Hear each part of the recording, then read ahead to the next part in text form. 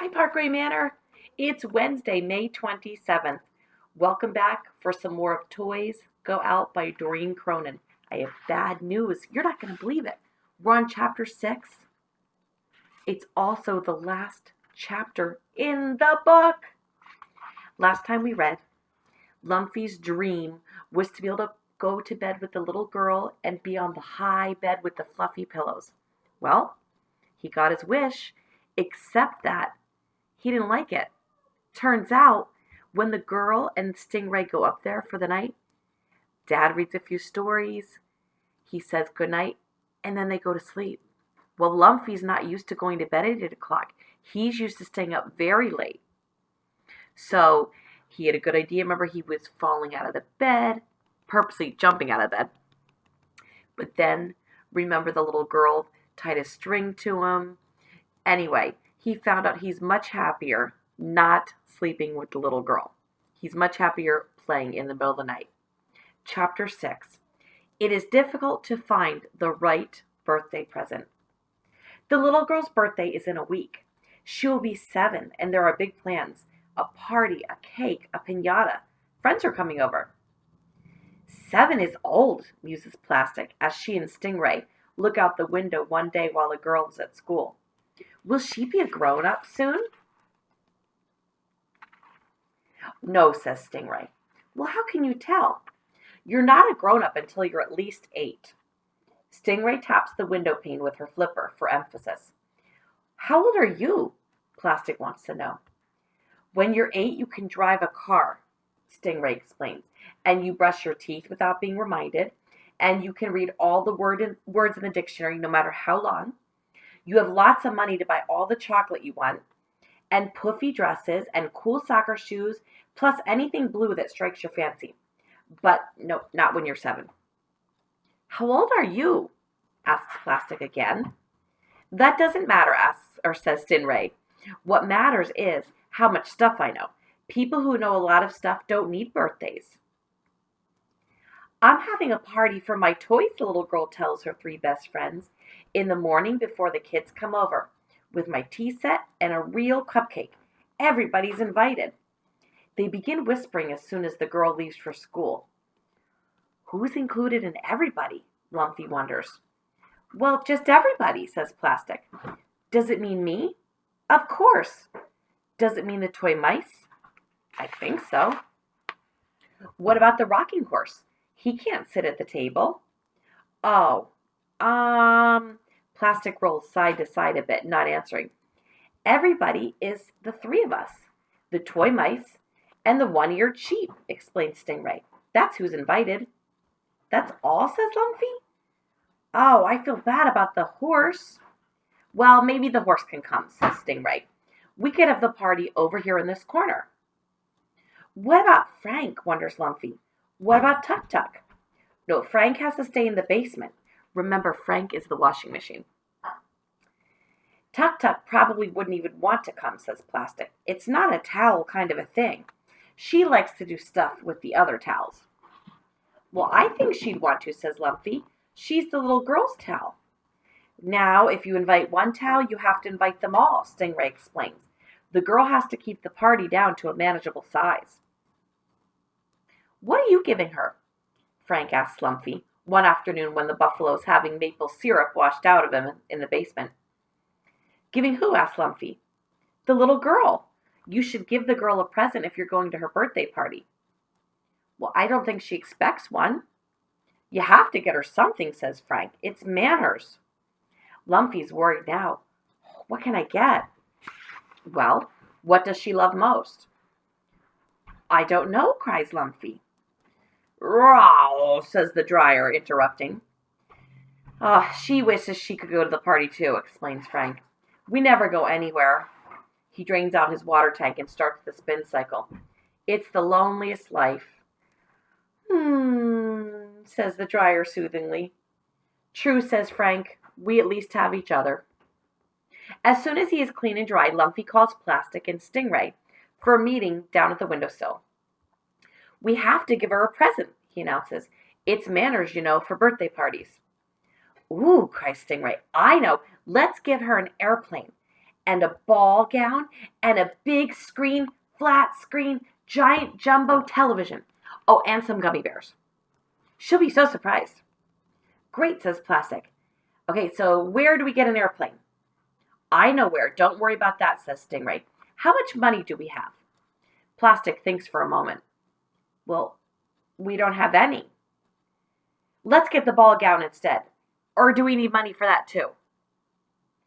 We need money for everything, answers Lumpy.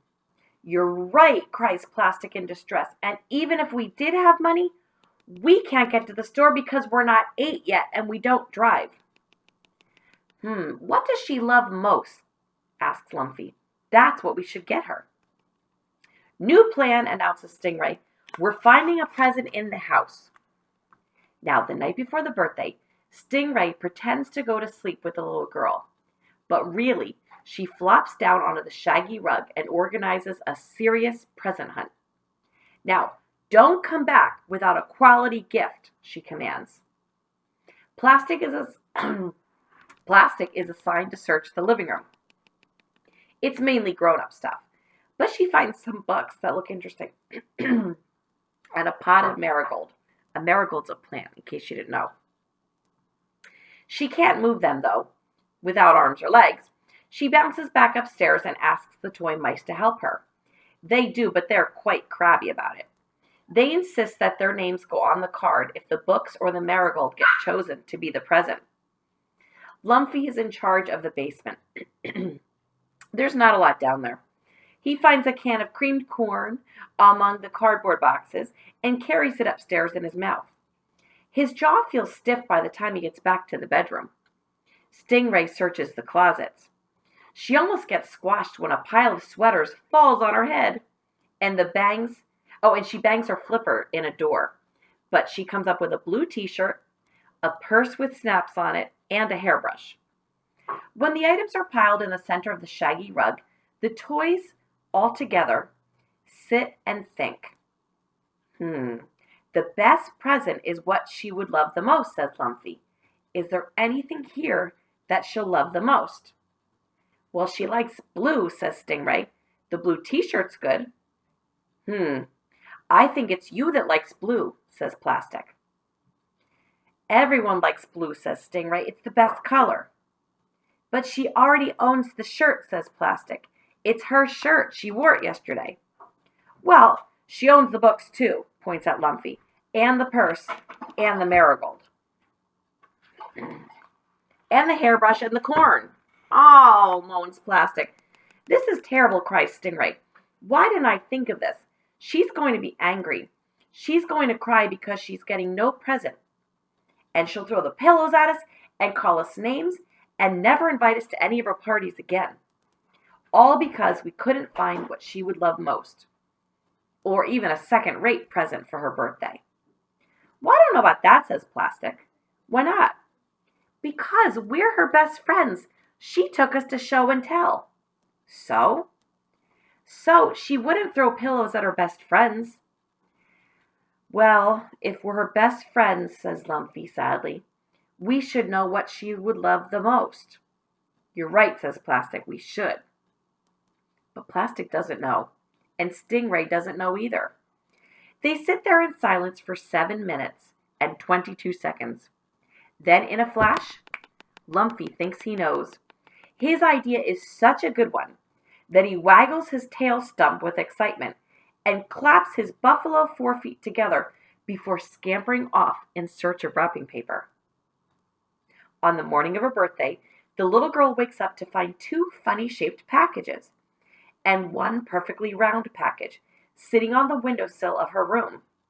2 are tied up with green ribbon and 1 is tied up with blue ribbon. Neither of the grown-ups is awake yet. The girl gets up in her bare feet. Presents, she cries, scooping all 3 into her arms and setting them onto the bed. She unwraps the small, round one first. Oh, what a beautiful fat ball you are, she said, hugging Plastic. Plastic wants to bounce. She's so happy, but she keeps still so the girl won't know how excited she is. The bumpy package is next.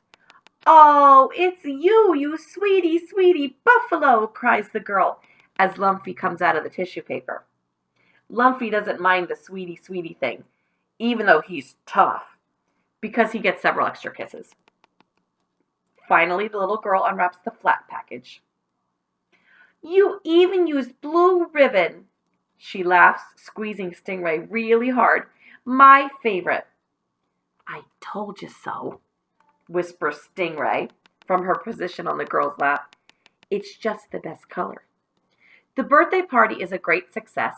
Tuck Tuck is invited after all. In fact, she serves as the tablecloth. The girl has laid out her china tea set in front of the rocking horse in the corner. There is a bouquet of flowers, and she serves real chamomile tea. There are cups and saucers, enough for everyone, even all the toy mice.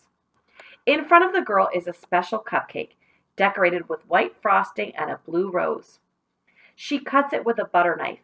Happy birthday, Lumpy, she says, serving him a slice and a cup of tea. You know it's your birthday too today. Lumpy is surprised, but he chuckles to himself. And happy birthday, Plastic, says the girl. Am I one already? Wonders Plastic. Stingray looks up at the girl, expecting to be next. But the girl's busy. She's serving tea and cupcake to Sheep, Plastic, and the rocking horse, Tuck Tuck, and the toy mice. 3 birthdays all on the same day, whispers Stingray. Wait a minute, that doesn't seem right. Who cares, says Plastic. Well, I like having a birthday, says Lumpy. Is this banana cake? Sheep sniffs at her piece. Everyone has cake but Stingray. I don't think the girl knows what she's talking about, whispers Stingray. That's all I'm saying. Actually, Sheep, I think it might be vanilla, says Lumpy. Will there be seconds? The sheep wonders out loud. Well, it's not like I care, adds Stingray. I don't need a birthday.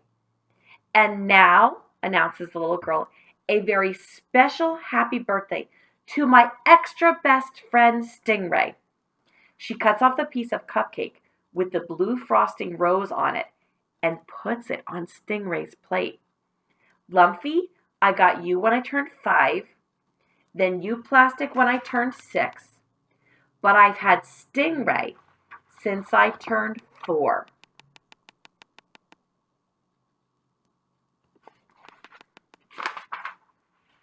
She reaches over and scratches where the ears would be, if Stingray had ears. I hope you all have the best birthdays in the world. Ooh, cries Stingray. It's my birthday too. Happy birthday, says Lumpy. And she gave me the frosting rose. 'Cause it's your birthday, cried Plastic. Yes, it is, says Stingray. Didn't I tell you before?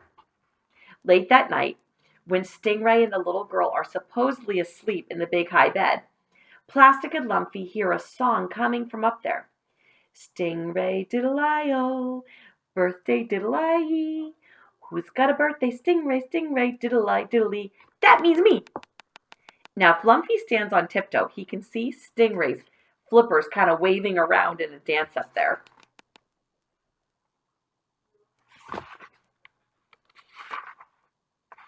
You're not going to believe it. That is the end of our book, boys and girls. Oh, I'm not sure if I love how that ends. The good news is, if you liked Toys Go Out, there are more books. In fact, the next one is called Toy Dance Party.